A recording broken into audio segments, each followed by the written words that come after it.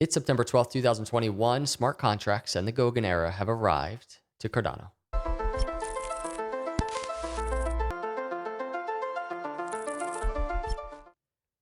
What is up, everyone? Welcome to Crypto Capital Venture. Hit the subscribe and like on the way in, giving you a little pound. Congratulations to all of you ADA holders out there. If you're not on Twitter, I just want to share this with you. This technical accomplishment is yet another stepping stone for the Cardano ecosystem. How long have we been tracking this and waiting? I mean, we've been waiting for this day.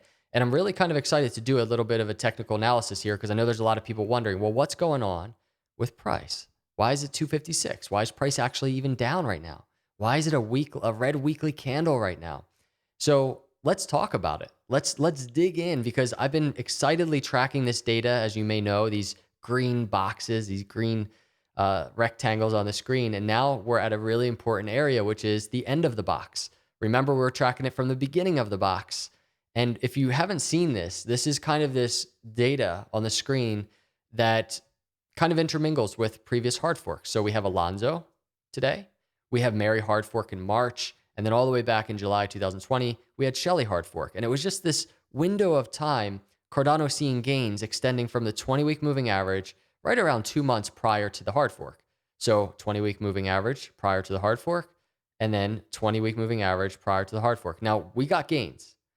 Mind you, they were definitely not as big of gains as we saw here going to Mary hard fork, but Cardano saw gains. And now here we are at the end. And so the question is Cardano kind of going to just fizzle out and just consolidate in some type of way? Is it going to dip like it did after Shelly back here? Or are we going to get that third option, the thing that really hasn't happened just yet after a previous hard fork? Is Cardano going to continue to the upside?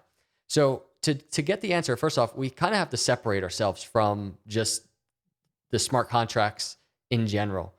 We have to separate ourselves emotionally and speculatively and just say, hey, let's do what we always do on when we're doing the technical analysis, and let's just look at the structure of things. Let's look at the support, the resistance, where we are from a just strictly technical analysis perspective. Put away all of the other stuff going on. I think it's the most important thing that we can do right now. At least that's what I need to do for myself as I'm tracking these things. So let's start. And I just want to point one thing out on the weekly, just a kind of an upside scenario, so to speak.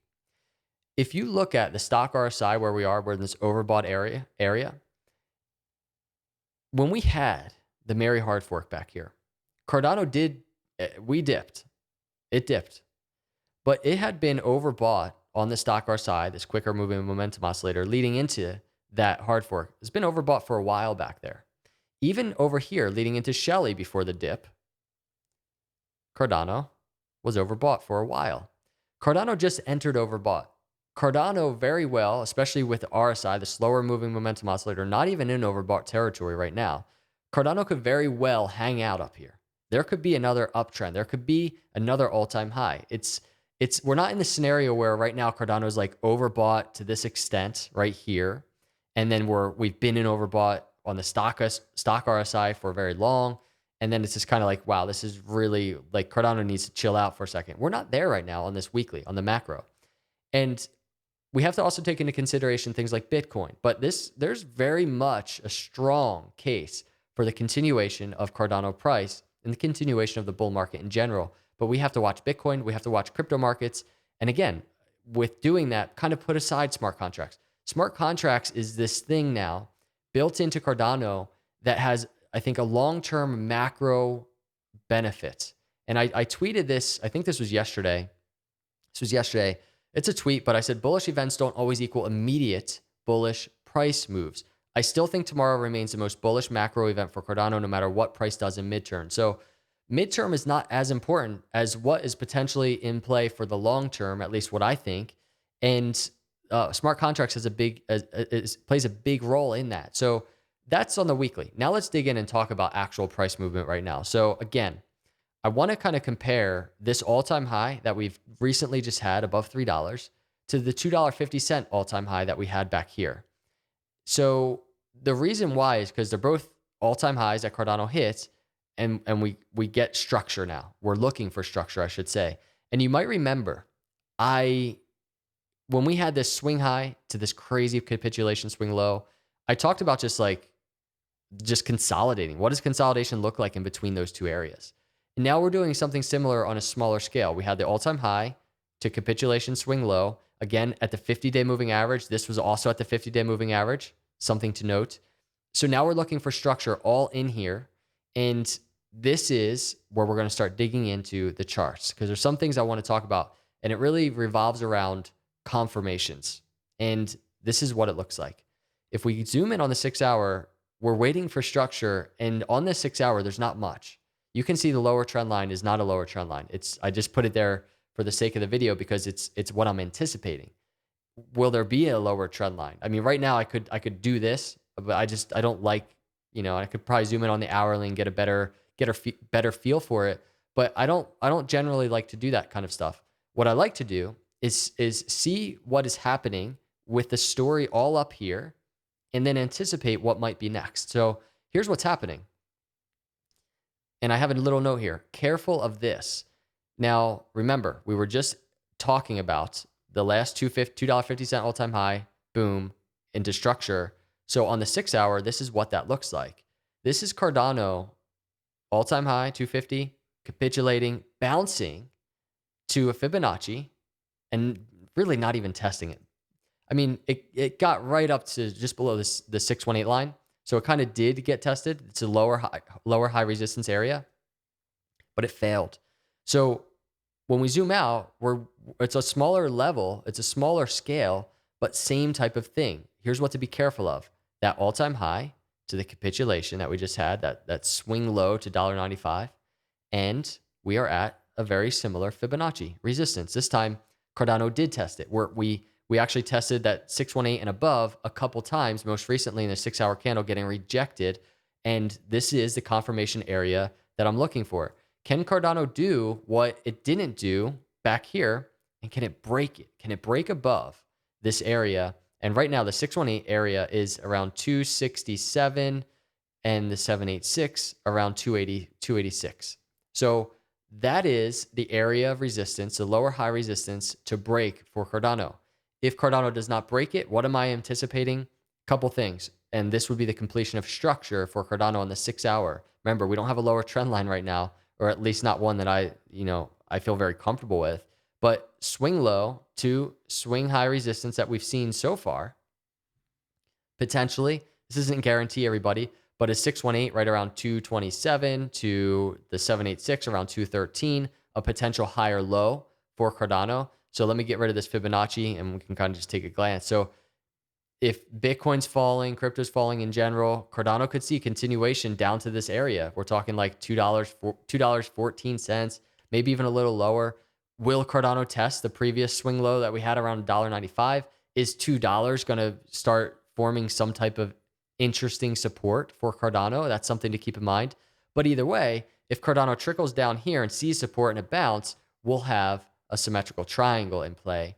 And if Cardano actually trickles down to the $2 area, we'll have a descending triangle in play. All that I can do just to keep any emotion at bay is just wait for structure, wait for confirmation. So these are the types of structure and confirmations I'd be waiting for to the downside. And then to the upside, it's very clear. This resistance area that Cardano recently just tested. Is there going to be a move to the upside? What does this week look like for crypto in general? And again, I'm asking all of these questions, putting aside smart contracts, because for me, smart contracts is on the macro side of things now. Leading into it, from a data perspective, Cardano just saw just insane gains leading into all of these hard forks, because what has just been built from the staking mechanism back in July, multi-asset ledger in March, now smart contracts right now, like the Cardano blockchain is like the most epic crypto in crypto. It really is. And I genuinely believe that. But again, that's a macro thing. And this is not financial advice at all, everybody. This is just my opinion. I'm tracking data with you. I've mentioned before, especially running a recruiting firm and working with startups, I really look at crypto as kind of this like early stage thing where us as investors, we have the opportunity to kind of look at this as like we're early stage VCs kind of, right? and we get to invest in this. But it's highly speculative. It's risky. You want to be careful in these things. So this is just me tracking the data. We've seen a lot of gains for Cardano. Let's see if they continue. But this is what the charts look like on the short term. This is what I'm tracking on the short term. Real quick on the daily chart, one thing I did want to mention is when we had the Mary hard fork back in this area, Cardano fell below the 20-day moving average into the 50-day and just kind of consolidated around that area. Right now, after we saw an all-time high. It's not exactly after today, the Shelly hard fork or the Alonzo hard fork, but we're getting that 20-day moving average to the 50-day in the same general area, which is the end of this box. You can even look at Shelly hard fork fell below the 20-day, broke below the 50-day, all the way to the 200. So is the 200 in play in the $1.50 range, $1.60 range? These are things we're going to track.